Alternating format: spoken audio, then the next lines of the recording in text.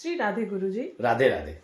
गुरुजी, मेरे मन में ये प्रश्न काफी दिनों से आ रहा था। जी। विवाह आदि के दौरान कुंडली का मिलाना क्यों आवश्यक हो जाता है? क्या कुंडली हमारे जीवन में इतना महत्व रखता है? बिल्कुल कृपया इस पे प्रकाश डालिएगा। बिल्कुल बिल्कुल। ये प्रश्न बहुत लोगों के मन में आता है और बहुत आपने अच्छा प्रश्न किया है कि विवाह से पूर्व अर्थात वर वधु का कुंडली मिलान क्यों जरूरी है। वर वधु का कुंडली मिलान विवाह से पूर्व इसलिए जरूरी है ताकि वधु वर को चयन करना आसान हो जाए वधु के लिए, और वर के लिए भी वर वधु का चयन करना आसान हो जाए। क्यों?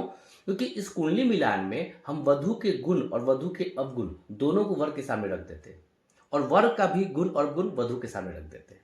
ऐसी स्थिति में जब गुण अवगुण हम रख देते हैं तो दोनों को नए जीवन में उसके साथ संबंध रखना, नए जीवन के साथ चलना आसान हो जाता है। अगर उन गुण और अवगुण को लेकर वह चल सकती है तो उसके साथ पढ़ने सुख में बंध जाए, और नहीं चल सकती है तो फिर वो दूसरे किसी विकल्प को तलाशे। इसलिए विवाह से पूर्व वर वधु का कुंडली मिलान आवश्यक है। इसके साथ साथ इसमें बहुत सी बातें हैं, जैसे अगर हम कोई व्यक्ति किसी से पूछे कि आपके गुण क्या है अवगुण क्या है, तो हम फेस टू फेस कभी अपना गुण तो बता देंगे, अवगुण नहीं बता पाते।